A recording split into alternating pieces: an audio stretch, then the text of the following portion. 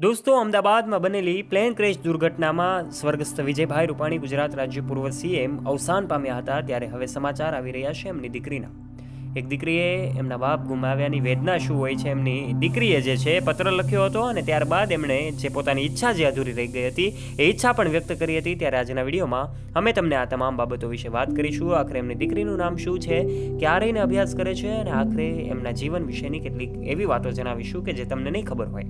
દોસ્તો, આ દીકરીની અંતિમ ઈચ્છા શું હતી, જે એમના પિતાને કહેવું હતું, એનો જે પત્ર છે એ પણ એમણે સામે આવ્યો છે. ને ત્યારે આ તમામ બાબતો વિશે જાણવા માટે આજના વિડીયોમાં તમે અંત સુધી બન્યા રહેજો. અંત સુધીમાં અમે તમને આ તમામ બાબતોનો ખુલાસો કરીશું.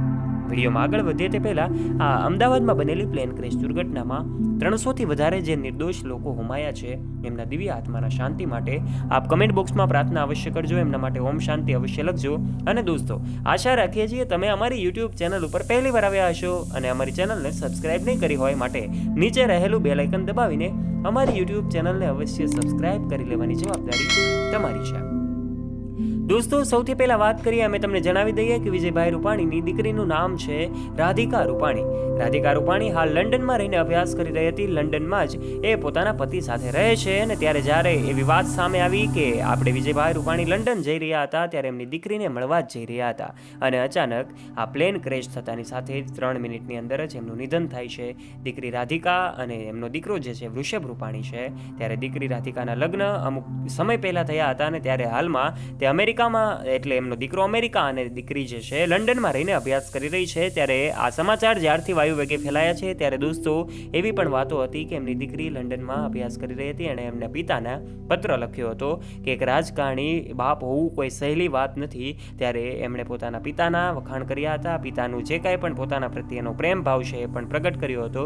ત્યારે જ્યારે પણ વિજય રૂપાણીના પરિવારની વાતો આવે છે, પરિવારના જીવન સાથે જોડાયેલી વાતો આવે છે, ત્યારે દરેક લોકોએ જાણવા માટે ઉત્સુક હોય છે કે એમના દીકરા દીકરીઓ શું કરે છે અને ક્યાં રહીને અભ્યાસ કરે છે. ત્યારે આજના વિડીયોમાં અમે તમને આ તમામ બાબતો વિશે એ પણ જણાવી દઈશું કે આખરે વિજયભાઈ રૂપાણીની દીકરી, એટલે કે લંડનમાં રહીને અભ્યાસ કરતી આ દીકરીએ શું કહ્યું છે. જ્યારે એમના પિતાના અવસાનની જાણ થાય છે, ત્યારે જ અલગ અલગ સગા સંબંધીઓ જે વિજય રૂપાણીના આઉટ ઓફ કન્ટ્રી, એટલે કે ઇન્ડિયાની બહાર રહેતા હતા, ત્યારે ભારતની બહાર રહેનારા આ સૌ લોકો જેમને જાણ થઈ, ત્યારે તેઓ તરત જ ભારત પહોંચી ગયા હતા. અને એમનો દીકરો વૃષભ રૂપાણી જે અમેરિકામાં રહીને અભ્યાસ કરી રહ્યો છે, અમેરિકામાં જ એમનું આજે નિજી જીવન પસાર કરી રહ્યો છે. ત્યારે દીકરાને જ્યારે પોતાના પિતાના અવસાનની જાણ થાય છે, ત્યારે તરત જ અમેરિકાથી આ દીકરો ભારત દોડી આવે છે.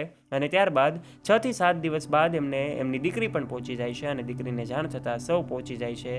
આખરે એમની ડેડ બોડી મળતાની સાથે જ એમનું શરીર જે પાર્થિવ દેહ છે રાજકોટમાં ફેરવવામાં આવે છે. ભારતના યશસ્વી વડાપ્રધાન નરેન્દ્ર મોદી પણ એમના પરિવારને સાંત્વના પાઠવવા માટે પહોંચે છે. તો પછી એક તરફ અલગ અલગ લોકો એમના પરિવારને મળીને સાંત્વના પાઠવતા હોય છે.